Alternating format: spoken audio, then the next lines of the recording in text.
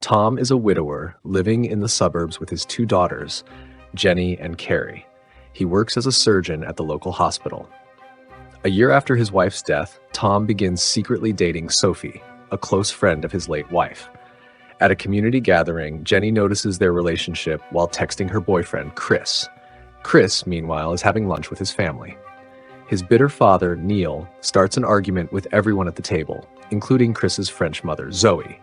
Elsewhere, Jojo and Lauren Marshall are heading out to celebrate their anniversary, leaving their daughter, Sia, in charge of the house. Despite promising not to throw a party, Sia does the opposite. Tom's best friend, Pete, notices Jenny acting strangely and mentions it to Tom. Tom dismisses it, assuming it's just teenage angst. During their conversation, Tom confides in Pete about the challenges of raising teenage daughters and reveals his concern about Jenny dating Chris, who is older than her. Tom also admits to hiring a tech expert to install spyware on Jenny's phone, which Pete strongly disapproves of. That night, Jenny and Chris attend Sia's party, where Sia is selling drugs to the guests. Chris quickly gets wasted, frustrating Jenny as they had plans after the party. Sophie's son, Henry, is also at the party. At home, Tom wakes up at 2 a.m. and realizes Jenny isn't home. He calls her, but she doesn't answer. Panicking, he checks the spyware on her phone. Nothing seems unusual until he sees a text that reads, "Tonight, heaven." Meanwhile, Sophie checks on Henry at home, who pretends to be asleep in his room. The next morning, Jenny is still missing. Tom, increasingly worried, tries calling her again, but she doesn't pick up. He wakes Carrie, and they head to Chris's house, hoping for answers. Zoe, Chris's mom, tells them Chris never came home and must be at his friend Ion's place. Carrie tracks down Ion's address, and they go there. Meanwhile, Sophie steps into her front yard and finds an old camper left behind by her ex-husband, Josh. At Ion's house, Tom questions him about Chris, but Ion admits he lied to Chris's parents and doesn't know where he is. He suggests Tom check with Sia. Tom confronts Sia at her house. She lied. She claimed she had just gone into town with a few friends the night before. Her parents believe her, but after Tom leaves, Sia grows nervous and heads to the pool in the backyard.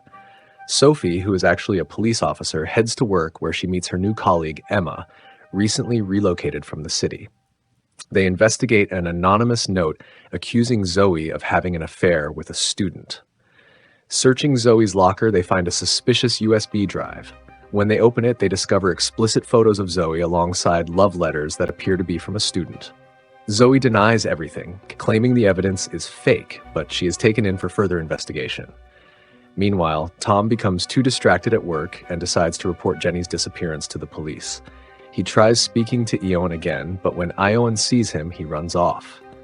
After a tense chase, Ion nearly gets hit by a car and finally stops. In a nearby cafe, Ion admits there was a party at Sia's house and that Jenny was there. Tom returns to Sia's house and exposes her lies. Sia confesses that Jenny and Chris were at the party, but she doesn't know when they left, as she barely knows them. Tom informs Sia that he'll report everything to the police. Later, Pete is out jogging in the park when Emma, from afar, takes pictures of him. At her home, Emma pins the photos to a wall already covered with pictures of Pete, all taken in secret. Sophie returns home from work and finds Josh there, playing with their two daughters. Meanwhile, upstairs, Henry pulls out a blood-stained shirt from a bag and hurriedly stuffs it into the bottom of his closet. Soon after, Ion contacts Tom, saying he needs to talk. He shows Tom a video from Facebook where Jenny is seen getting into a car with Pete. Tom is too shocked to respond. Back at the Marshall's house, Sia's father, Jojo, goes into the garage and opens the freezer. Inside is Chris's body. A flashback reveals the events at the Marshall's house the night before. While Mr. and Mrs. Marshall were celebrating their anniversary at a hotel, Sia hosted a party at their home. Stepping outside to smoke, Sia was horrified to find Chris's body floating face down in the pool. Panicking, Sia tried calling her parents, but they didn't answer. Desperate, she pulled Chris's body from the water and realized he had likely overdosed on the drugs she sold him before drowning. Frantic, Sia quickly ended the party and kicked everyone out of the house. When her parents returned and learned what happened, Lauren wanted to call the police, but Jojo stopped her. Knowing Chris had drugs in his system, Jojo feared the scandal would ruin their family's reputation and business. He decided not to call the police and instead hid Chris's body in the freezer. Suspicious about Jenny's disappearance, Jojo and Lauren began to wonder if she had witnessed the overdose or was somehow involved. Either way, they needed to find her. In the present, Tom tries reaching Pete about Jenny, but Pete doesn't answer. Frustrated, Tom visits Pete's house, only to find him missing. Meanwhile, Emma and her team arrive at the Chahals' house with a search warrant for Zoe's case. Neil is furious, but the police find nothing suspicious. Tom later shows Sophie a video of Jenny getting into Pete's car. Sophie suspects Pete might have harmed Jenny, but Tom refuses to believe it, insisting Pete is a close friend. Sophie warns him that people aren't always what they seem. At the police station, Sophie asks a colleague to track Pete's car. They discover he's staying at a cheap hotel. Emma joins Sophie, pretending she knows nothing about Pete, despite having secret pictures of him at home. When they spot Pete's car and try to pull him over, he hesitates, raising their suspicion. Eventually, Pete stops, explaining he hadn't seen them earlier. Sophie tells him Jenny is missing, and Pete appears genuinely surprised. He says his phone was off, which is why he missed Tom's calls. In front of Sophie and Emma, Pete calls Tom and claims he knows nothing about Jenny's disappearance. He explains that Jenny called him for help, so he picked her up and dropped her off at home. Emma, suspicious, questions why Jenny would call Pete, implying something inappropriate. Pete denies it, revealing he's gay.